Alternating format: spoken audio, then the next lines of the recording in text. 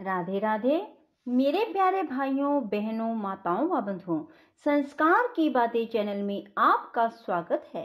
बंधुओं, आज रविवार के दिन मैं आपके लिए लाई हूँ भगवान सूर्य की कथा।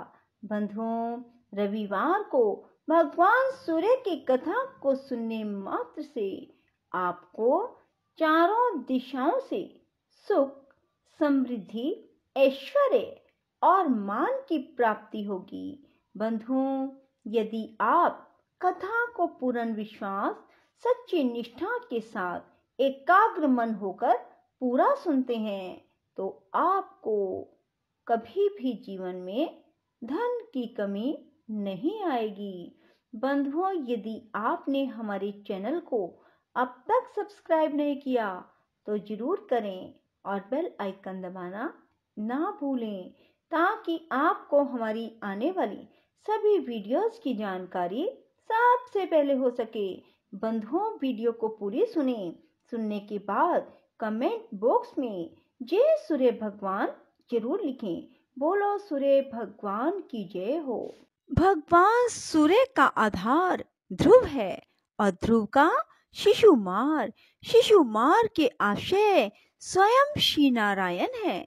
उस शिशुमार के हृदय में श्री नारायण स्थित है, जो समस्त प्राणियों के पालन करता और आदिभूत सनातन पुरुष हैं। श्री पराशर जी बोले, आरोह और अवरोह के द्वारा सूर्य की एक वर्ष में जितनी गति है, उस संपूर्ण मार्ग की दोनों काष्ठाओं का अंतर 180 मंडल है।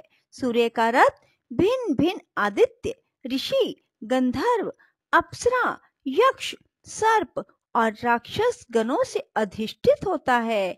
हे मैत्रेय, मधुमास चैत्र में सूर्य के रथ में सर्वदा धाता नामक आदित्य, कर्तुस्थला अप्सरा, पुलसत्य ऋषि, वासुकी सर्प, रथ भृत यक्ष, हेती राक्षस और तुम्बरु गंधर्व ये 7 मास अधिकारी रहते हैं, तथा आर्यमान नामक आदित्य, पुलह ऋषि, रथोजा यक्ष, पुंजिक स्थला, अप्सरा, प्रहेती राक्षस, कच्छवीर सर्प और नारद नामक गंधर्व ये वैशाख मास में सूर्य के रथ पर निवास करते हैं। हे मैत्रेय, अब ज्येष्ठ मास में निवास करने वाले नाम सुनो। उस समय मित्र नामक आदित्य, अत्रि ऋषि, तक्षक सर्प, पौरुषेय राक्षस, मेनका अप्सरा, हाहा गंधर्व और रथ स्वन नामक यक्ष ये उस रथ में वास करते हैं, तथा आषाढ़ मास में वरुण नामक आदित्य, वशिष्ठ ऋषि, नाग सर्प, सहजन्य अप्सरा, हुहु गंधर्व, रक्ष राक्षस और रथ चित्र नामक यक्ष उसमें रहते हैं। श्रावण मास में इंद्र नामक आदित्य, विश्वा वसु गंधर्व, स्तोत्र यक्ष, एलापुत्र सर्प, अंगिरा ऋषि, प्रमलोचा अप्सरा और सर्पी नामक राक्षस सूर्य के रथ में बसते हैं, तथा भाद्रपद में विवस्वान नामक आदित्य, उग्रसेन गंधर्व, भृगु ऋषि, आपूरन यक्ष, अनुपलोचा अप्सरा, नागसर्प, सहजन्य अप्सरा, हुहु गंधर्व, रथ राक्षस और रथचित नामक यक्ष उसमें रहते हैं। श्रावण मास में इंद्र नामक आदित्य, विश्वावसु गंधर्व, स्तोत्र यक्ष, एलापुत्र सर्प, अंगिरा ऋषि, प्रमलोचा अप्सरा और सर्पी नामक राक्षस सूर्य के रथ में बसते हैं, तथा भाद्रपद में विवस्वान नामक आदित्य, उग्रसेन गंधर्व, भृगु ऋषि, आपूरन यक्ष, अनुपलोचा अप्सरा, शंखपाल सर्प और व्याघ्र नामक राक्षस का उसमें निवास होता है।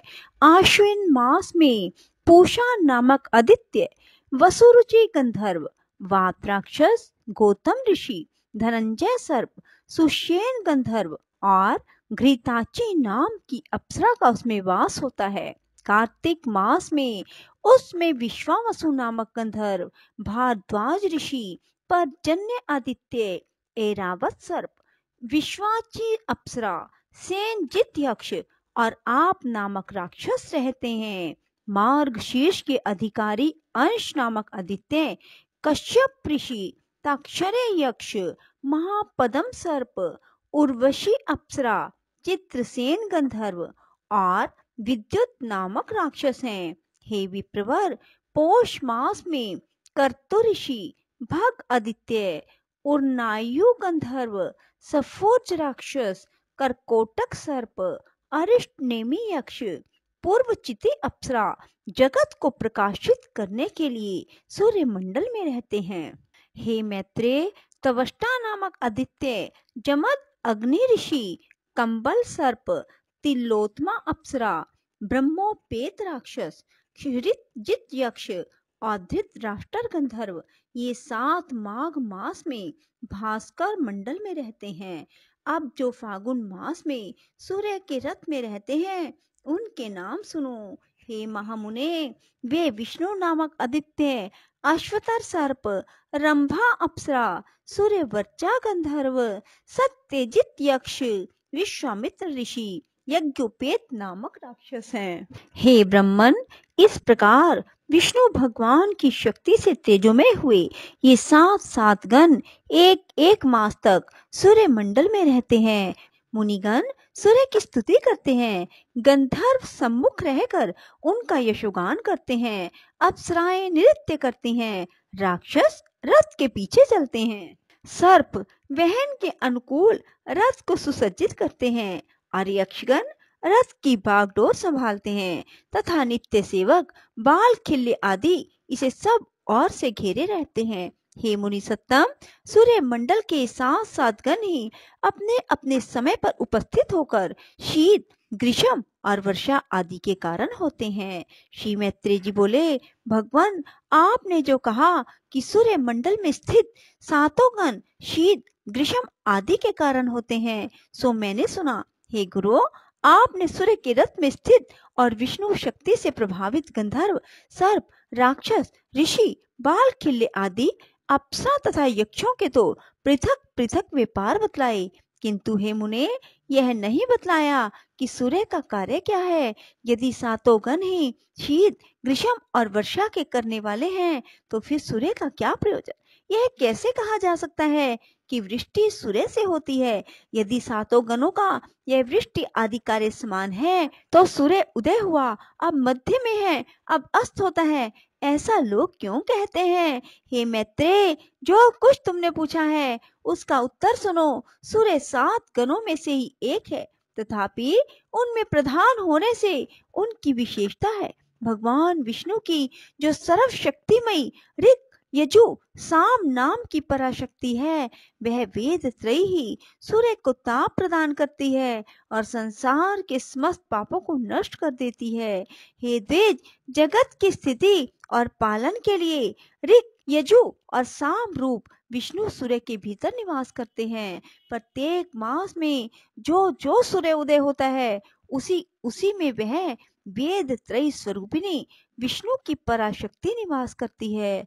पूर्वाहन में ऋक, मध्याह्न में बृहद धनतर आदि यजु तथा सायंकाल में साम श्रुतियां सूर्य की स्तुति करती हैं। यह ऋक, यजु, साम रूपनी वेद त्रयी भगवान विष्णु का अंश है।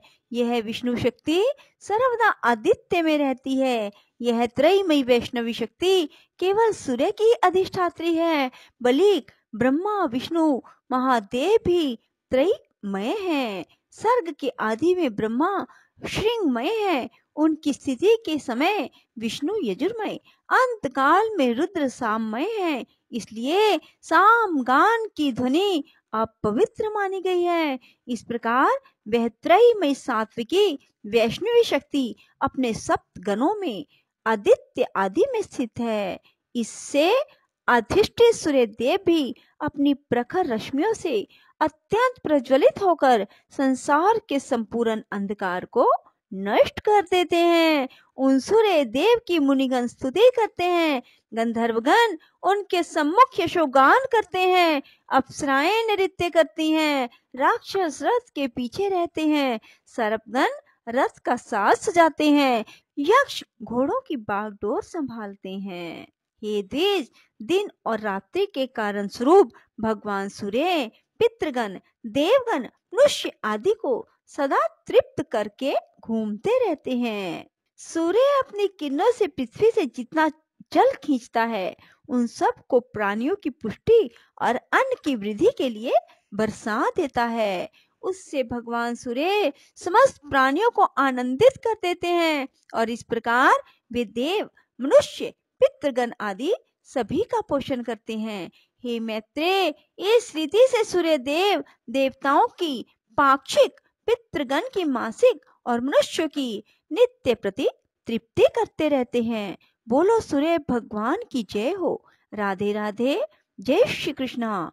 बंधुओं, यदि आपको हमारी वीडियो पसंद आए तो इसे लाइक करें और शेयर भी जरूर करें। धन्यवाद।